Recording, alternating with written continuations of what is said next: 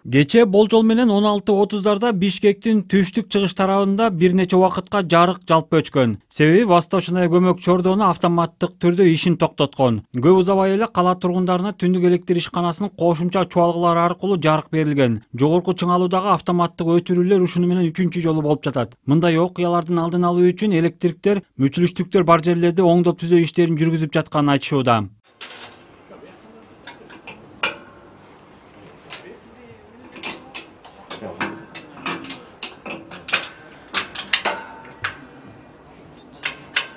Бул Бишкек шаарындагы 5-кичи райондогу трансформаторлордун бири. Мында көп кабаттуу 4 үйдүн жашоочулары электр энергиясын алышат. Чилдеде электр жарыгы көп колдонулгандыктан күч келип, чайнектерге бекиген резиналары бошой түшкөн. Анын үстүнө көптөн бери алмаштырыла элек болчу экен. Бир жума мурда карап чыгышканда эле май агып жатканы байкалган. Оңдоо үчүн райондук электр борборуна билдирүү жөнөтүлүп, жумуш бүгүнкүгө пландалган. Ал эми жарык өчүрүүлөр боюнча 3 күн мурда жашоочуларга эскертилген.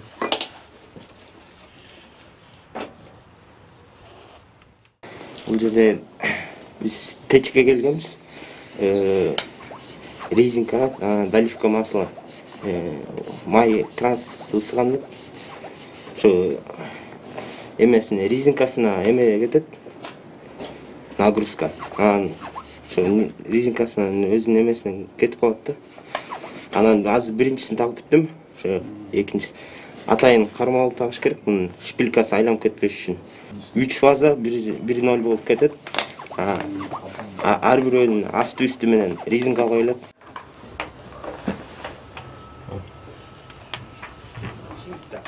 Ошондой эле. Биз жоктой эле. Ушул эле трансформаторду оңдоого кеминде 3 сааттай убакыт кетти. Баары жумуштун көлөмүнө жараша болот. Ремонтто бат бүтө турган болсо эртең мененки саат 9:00дөн түшкү 13:00гө чейин, кыйыныраак болсо кечки 6-га чейин созулуп кетиши мүмкүн. Авариялык өчүрүүлөрдүн алдын алуу үчүн бузулуу аныкталган Бишкектин 12 аймагында кызматкерлер калыбына келтирүү иштерин жүргүзүп жатат.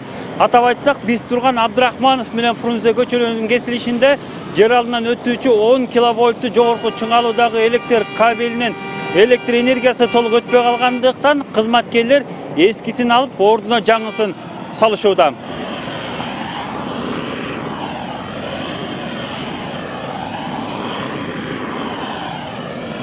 Жогорку Чыңалуудагы электр кабелдери, аба чуалгылары жана трансформаторлордун иштен чыгып жатышынын негизги себептери электр кубатынын көп колдонулуп жатышы. Алсак Бишкек шаарында жашагандар күнүнө 12 миллион киловатт сааттын тегерегинде электр энергиясын керектешүүдө. Каты суукка байланыштуу акыркы 1,5 айда жарыкты колдонгондордун саны кескин көбөйүп, чыгаша 15-16 миллион киловатт саатка чейин жеткен. Мындан улам трансформаторлор менен жогорку Чыңалуудагы кабелдерге күч келип, ашыкча жүктөм менен иштеди. Натыйжада эскириги жетип калган жабдуулар жарак сабалга келди. Азыр пайдалуу аябай көп болуп атат, потребление деп атпайбызбы?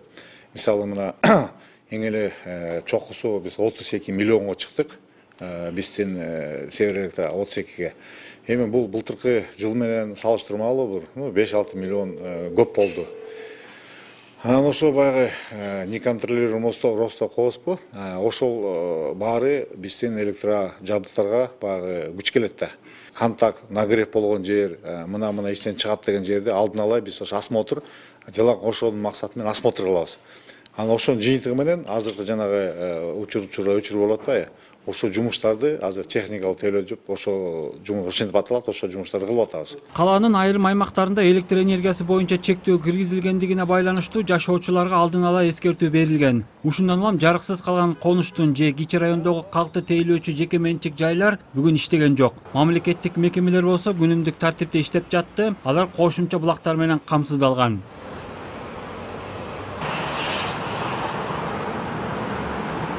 Ал ортодо бүгүн түшкө жук Бишкек жылуулук электр борборуна чыккан өрт кала тургундарын сестентип койду. Аны өчүрүүгө 2 бригада тартылып, от кыска убакытта чектөөгө алынды. Маалыматтар боюнча жептин жер астындагы кампасындагы электр зымдары тийишип, ошонун натыйжасынан от чыккан. Жабыркагандар болгон жок. Кырсык жылуулук электр борборунун ишине эч кандай таасирин тийгизген жок деп билдиришүүдө. Дүйшөн Шаршембеков, Сардар Ашырбаев, НТС.